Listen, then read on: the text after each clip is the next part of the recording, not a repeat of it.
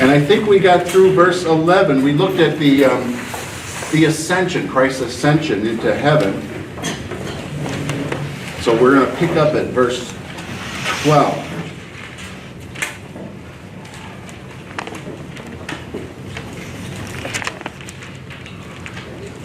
All right, so this is after Christ has ascended now, and then they return to Jerusalem from the mount called Olivet, which is near Jerusalem, a Sabbath day's journey away. So I won't get into that too much, but it sounds like a Sabbath day's journey was about 3/4 of a mile, and Bethany, where Jesus went to ascend into heaven, is a lot more than that. So he must be talking here about the mountain, which is about that far from Jerusalem. Which, if you went to the travel log study that we did last year, those of you that were here for that, you remember seeing the pictures of the Mount of Olives? It's like right next to Jerusalem. It's right there. Okay, verse 13. And when they had entered, they went up to the upper room where they were staying. And now we have a list there of the disciples. So I'll just read it real fast. Peter and John and James and Andrew, Philip and Thomas, Bartholomew and Matthew, James the son of Alphaeus, and Simon the Zealot, and Judas the son of James. So there's 11 of them there. Who's missing? Of course, Judas. Yeah, Judas Iscariot is missing. Now this is interesting, and we're going to probably spend all of today's lesson looking mostly at this topic, these ones who are chosen. And it doesn't have a lot of devotional value yet. You'll go home today and you'll say, well, that was a waste of Sunday school. I don't feel like my heart was stirred by this. But it is going to tie in to other themes that we're going to see developing here about the foundation of the apostles and the prophets on which the Lord builds the church. So just tuck this away in your memories for now, and you'll pull it back out again later. But it's interesting to look at these lists of disciples. So there are 4 lists of the disciples in the Bible. Excuse me, if you want to write them down, you can. Matthew 10, 2-5. Mark 3, 16-19. Luke 6, 14-16. And here, Acts 1, verse 13. Now, there's some interesting things to note about the lists of the disciples. That the 12 disciples always appear in 3 groups of 4. And the 3 groups of 4 are not always listed in the same order within the group of 4. But the people that are in each group are always in that group in all the listings of the disciples. So for example here, who are the first 4? Look at that. That's Peter. What is Peter's other name, by the way? Simon, good. So Peter and John and James and Andrew. So in all 4 lists of the disciples in the Bible, those 4 always come first. But not always in that order. But there is the one who comes absolutely first, the first of the first, Peter. Peter is always listed first. Why might that be? Did Jesus call Peter first? Was he the first disciple chosen? No. Do you remember who it was by any chance? No? Andrew, Peter's brother. That's what to choose from. No, you're right. You got a 1 out of 10 chance. It's better than the lottery. But Peter is always listed first. Why might that be? What do you suppose? He's the rock. Because Yeah. What is? the name means the rock. Yeah. Peter seems to be the foremost of the disciples. Seems to be the most prominent. In fact, I don't know if we'll get that far, but Right here in this same chapter, Peter's the one that's going to stand up with the other disciples and start talking to them. In the next chapter, chapter 2, after the day of Pentecost, Peter's the one that stands up and gives the sermon. Peter's kind of the pillar. He's kind of the head guy. And what we're going to observe as we go through the book of Acts is that Peter will be the most prominent disciple in the beginning of the book of Acts. And then it's going to switch to someone else. Does anyone know who becomes the most prominent disciple in the... Paul? It's Paul. It's Paul. It's not in this list. Yeah. And it's going to be very interesting when we see it, that a lot of the fascinating things that happen to Peter, those same fascinating things happen to Paul. And so you can almost see that Luke is writing this in such a way as to show that Paul has the same calling of God, the same prominence given by God to be one of the big shot leaders and disciples.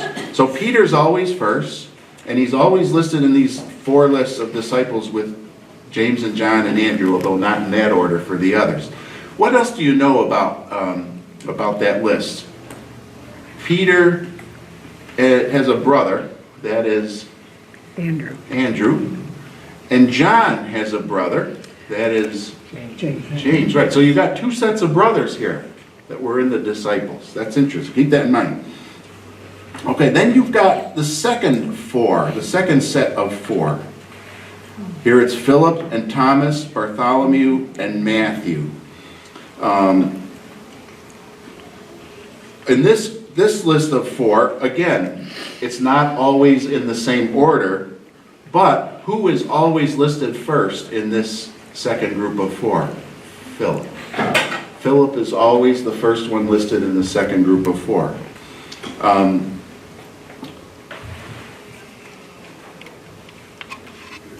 I should have said this about the first group of 4. Of all the disciples, can you think of occasions where Jesus pulled certain numbers of disciples out? Think, for example, of the Mount of Transfiguration, where Jesus was transfigured. Who went up there with him? Peter, James, and John. Peter, James, and John. Right. And when Jesus was praying in the Garden of Gethsemane, he took them all out there. Who did he kind of take a little further into the woods with him there? Peter, James, and Peter, John. James, and John. Yeah. So you start to see that those 3 disciples seem to be the most prominent. Peter, James, and John. So Andrew's Peter's brother, but he kind of he goes into the 4th place here, right? In that second group of 4, Philip is always listed first. And the second one there is Thomas. Thomas has another name in the Gospels. Yeah. Does anyone remember that? Oh, so what? Didymus. Yeah, Didymus, remember? He's called Didymus, which means the twin, right? So Thomas was a twin. Now, who was his twin brother? We don't know for sure. Could it have been one of these disciples here? Wouldn't that be interesting? And then the third one listed here is Bartholomew.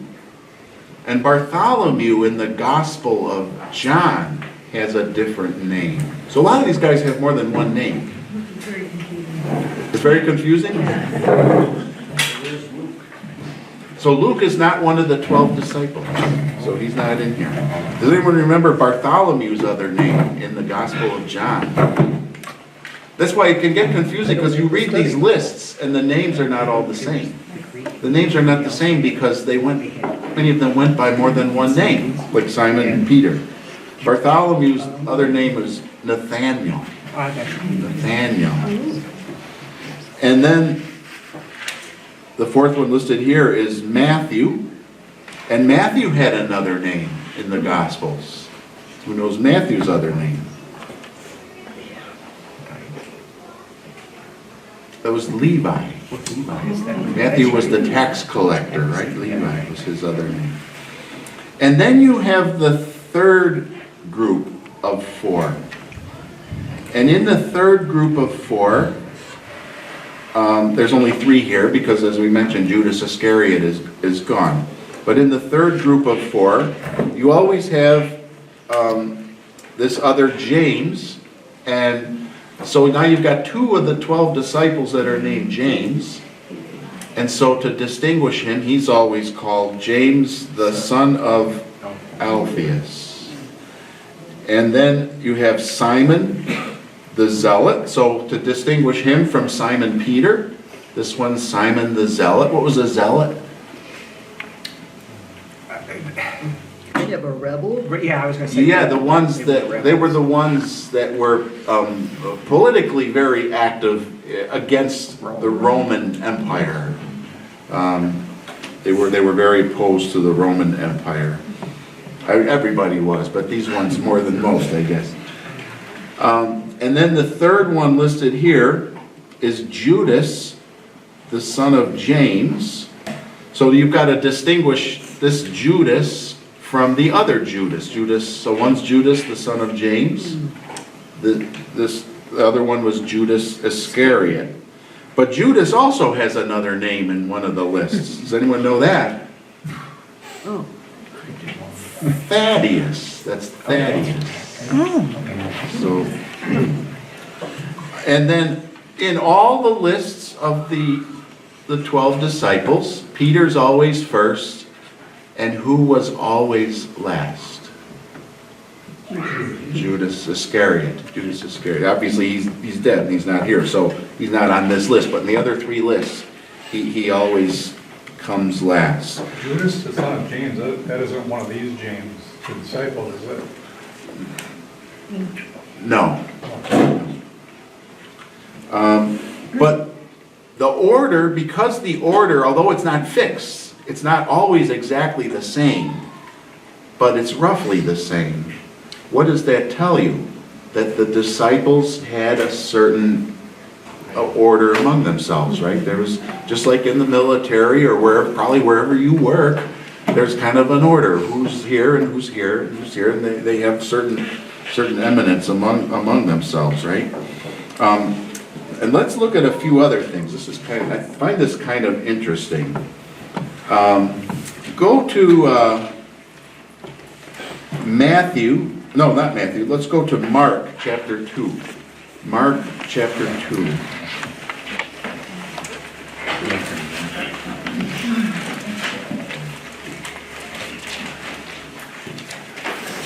Mark 2, verse 14.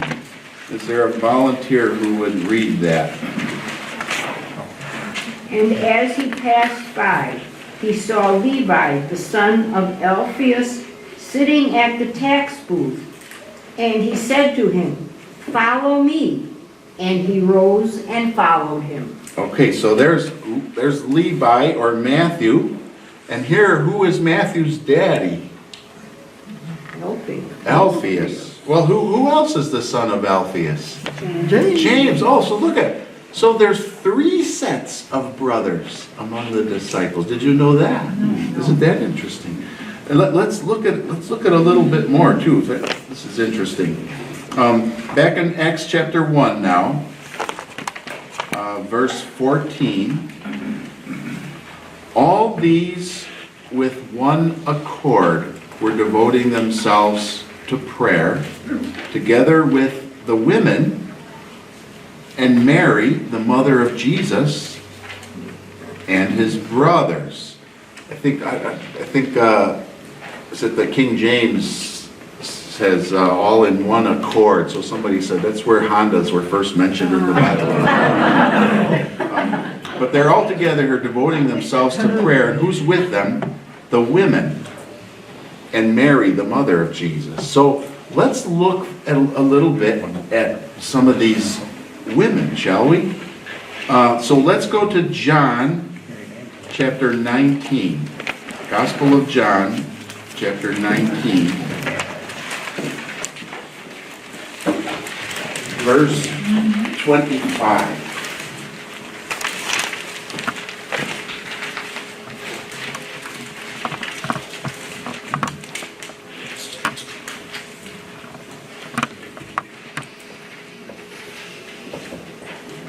someone read that? But standing by the cross of Jesus were his mother and his mother's sister, Mary, the wife of Clopas, and Mary Magdalene. Okay, now, how many women are standing by the cross of Jesus there? Is it Mary? Or what is his mother? What's his mother's name? Jesus' mother? Mary. And his mother's sister, Mary, the wife of Clopas. This is kind of like that comedy show years ago. This is my brother Daryl, this is my other brother. In other words, how many women are here? How many is he talking about? Is it 3? Could be 4. Could be 4. Yeah. So one is his mother Mary, It wouldn't have been a comma. and then what if the next one is his mother's sister? Okay. So Mary's sister, but her name is not given. Right.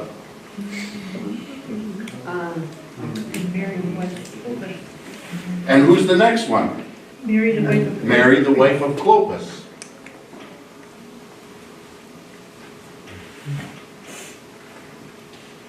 A lot of Marys.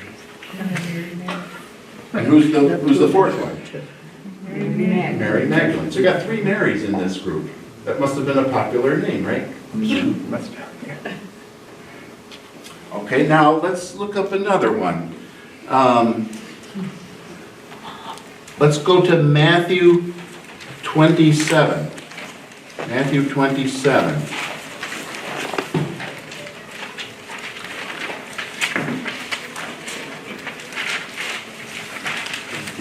All right.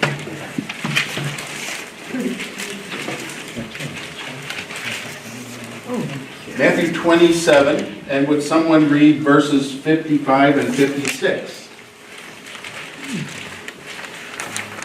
Should do these in different colors, but There were also many women there looking on from a distance who had followed Jesus from Galilee, ministering to him, among whom were Mary Magdalene and Mary, the mother of James and Joseph, and the mother of the sons of Zebedee. okay. Now, we've got, what are the women listed here? We've got Mary Magdalene, Mary the mother of James. and then now there's Mary, mother of James and Joseph.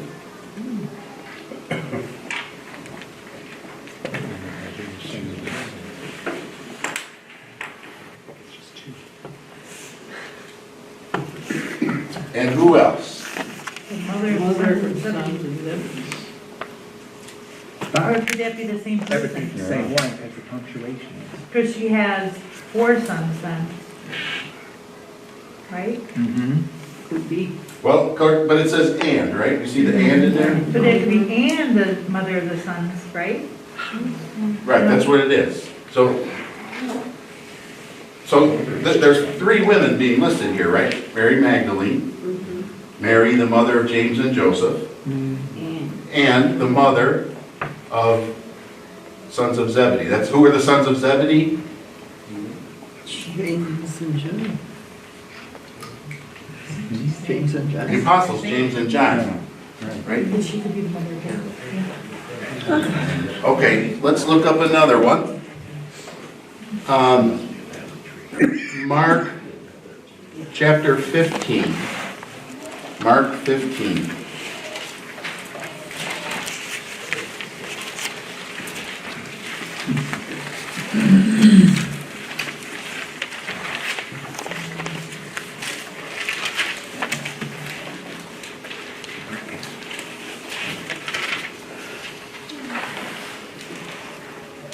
And would someone read verse 40?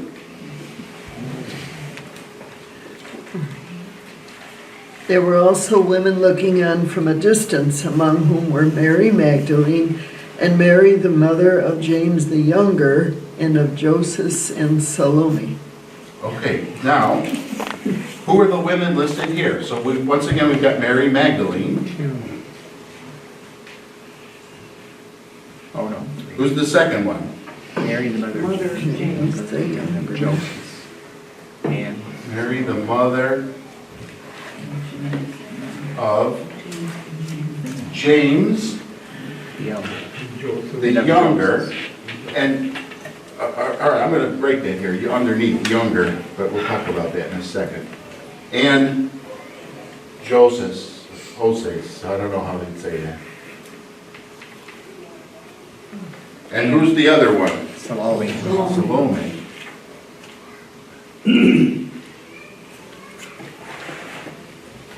Okay, let's look up one more passage, Luke 24. These are, the ones we've looked up so far have been the women looking on while Jesus is crucified. This one in Luke 24, I think, is the women who see him or report on his resurrection, or the report on the empty tomb. Luke 24.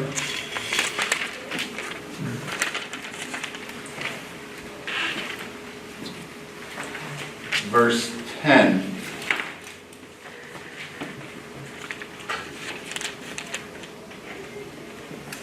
Would someone read that? Now it was Mary Magdalene and Joanna and Mary, the mother of James, and the other women with them who told these things to the apostles. Okay, so now this is a different occasion than the first three that we've looked up, but we do have some women there, so it's interesting just to take note of it. Who's the first one mentioned? Mary Magdalene. Mary Magdalene. She was all over, wasn't she? Who's the second one? Joanna. Joanna.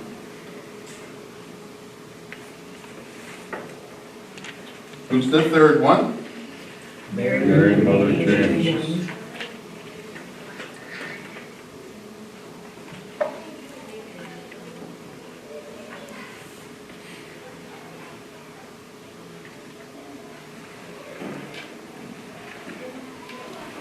Okay, now, I guess we can't be 100% sure, right? But if we just start with this one, we've got the Virgin Mary. We'll call her that. If we have a minute, I'm going to run out of time. Mary, the mother of Jesus, and Mary's sister, and Mary Magdalene, and Mary, the wife of Clopas. Now, Mary Magdalene is in each one of these, so she's easy to identify. We know who she is. Mary's sister and Mary, the wife of Clopas. Let's see if we can get better identification on them. So, in the Matthew account, there's a Mary, the mother of James and Joseph. Now, if that would be Mary's sister, then they're both named Mary, right? We had 4 Marys. So we kind of figured, we don't think Mary's sister's name is Mary. So that's not her. So who would this likely be? Mother of Jesus. Mother? Oh, well, okay. Could that be the mother of Jesus? Because we'll look at some passages if we have time. We won't have time. We'll look at some passages where Mary had other children, most likely. Catholic Church doesn't believe that, but we'll get into that. And 2 of those children were named James and Joseph. Fix it when you get up. So could this be talking about Mary, the mother of Jesus? Well, in the Mark account, we also are told there's Mary. But this Mary is the mother of James. Did I lose someone? My Sunday school that bad? Or? No. Tammy had to leave. Oh, okay. She's just confused. Yeah. Sorry. In this account, there's a Mary, also the mother of James and Joseph. So that's talking about the same Mary here. But here, when it mentions James, it identifies him as James the Younger. Or, really in the Greek there, it's James the Lesser. James the Lesser. Now, wouldn't you like to be named, Stan the Lesser? That doesn't go right. So what is meant by that? In all likelihood, it means he was probably smaller in stature. So he was a tiny man. So could this be Mary, the mother of Jesus? Because she also had a son named James. Well, wherever James is talked about in the Bible there, the brother of Jesus, it talks about him being James, the brother of Jesus. Why would you call him James the younger, James the lesser? In other words, this is probably not talking about Mary, the mother of Jesus. It's a different Mary. So, which Mary might this be? The Mary, the mother of James and Joseph. Well, we know it's not Mary Magdalene. We know it's not Mary's sister, unless she's got the same name as her sister. We know it's not Mary, the mother of Jesus. So who's left? The wife of Clopas. So this Mary is the wife of Clopas, and she's also the mother of James, who we know is little James, and Joseph, or Joseph is it's a play off of Joseph. Now that fits, doesn't it? And down here in Mark 15, we're told who was there. Mary Magdalene, Mary, the mother of James, who we know was probably Mary, the wife of Clopas, and Salome. So in the John list, who haven't we covered yet? Salome, Mary's sister. So Mary's sister is probably Salome, right? So you see how you're starting to put these together and to make sense of who they are? So in this circle of Jesus, we've got at least 3 sets of brothers. We have, we've got an auntie and a mom, and we've got a whole bunch of people named James, right? They'll have to be distinguished. Let's look at them even a little more yet.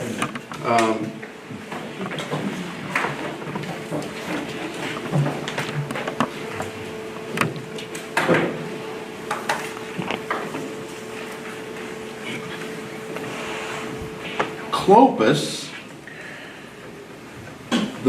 the Mary's the wife of Clopas.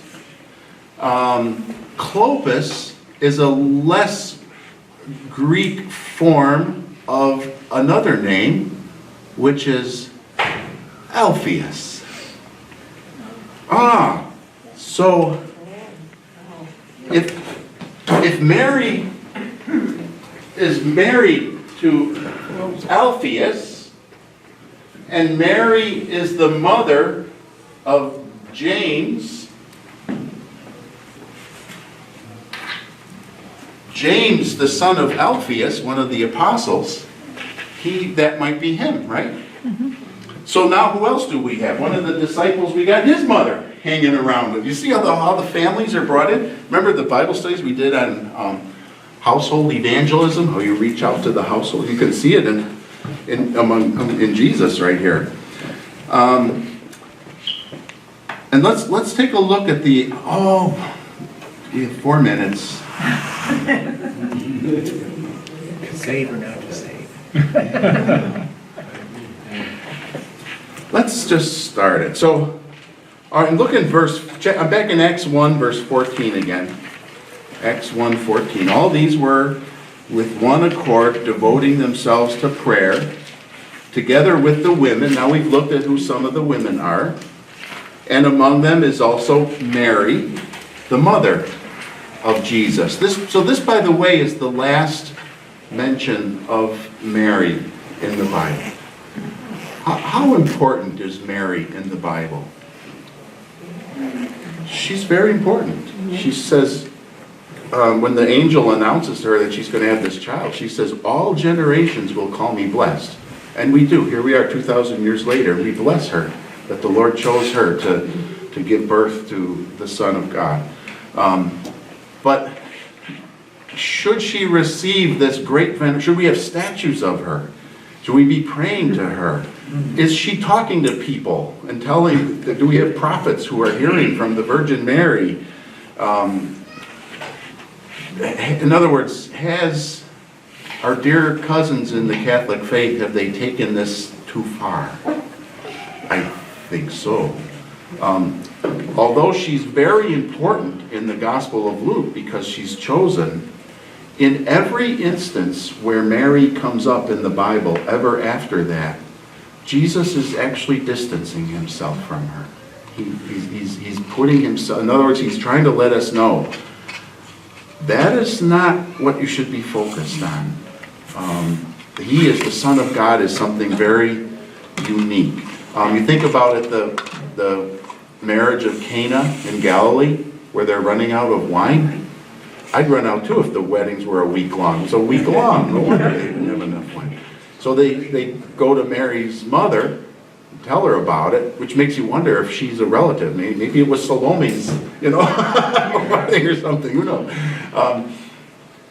Why would you go to Mary? And so she goes to Jesus and tells him. But do you remember what Jesus answered? Yeah, calls her woman. Woman.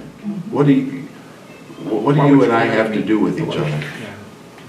If I'd said that to my mother, I'd be... He's always doing it. On the cross, he looks down at his mom who's there at the cross. And the only one of the 12 disciples brave enough to come to see him at the cross. John. And he says to John, behold your mother, woman, behold your son. In other words, he's given his mom away for her well-being, to take care of her, but that's very different from putting her up on a pedestal. So this mention here of Mary is the last time Mary is ever mentioned in the Bible. But what do we know about her at this point? What can we see from her? She is in tune with the disciples. She knows her son was special. She's with them. She's praying with them. She's a part of this special group. Who else is with them there? His brothers. So let's take a look at a couple passages really fast. We got to go really, really fast. Matthew 13. Matthew 13.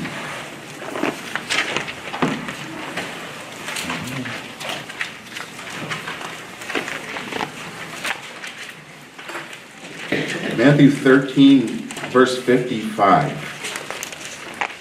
So this is Jesus doing all these great things, and he comes back to his hometown of Nazareth, and what is their response to him? Yeah, is not this the carpenter's son? Is not his mother called Mary? And are not his brothers James and Joseph and Simon and Judas? And are not all his sisters with us? Where then did this man get these things? So they know his family.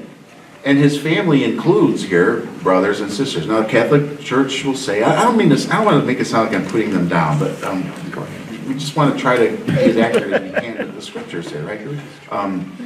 They would say that could mean cousins. Well, then why doesn't he say cousins? There is a word in Greek for cousins.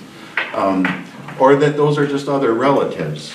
Well, if you're trying to talk about how you know someone, why would you say, hey, we know his father, the carpenter, and we know his mother, Mary, and we know his other relatives out there too, these other people, and James and Simon, right? That just doesn't fit. Let's go real fast to John chapter 7. We're past our time, but the kids haven't come out yet. So is it okay to just go a couple minutes? John 7. John 7, verse 5. That can't be. Yeah. That is right. John 7, 5. Let's start with 4.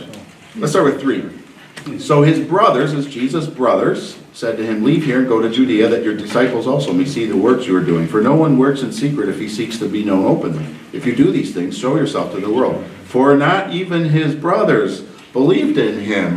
Look at that. Let's go to Mark chapter 6. Mark 6.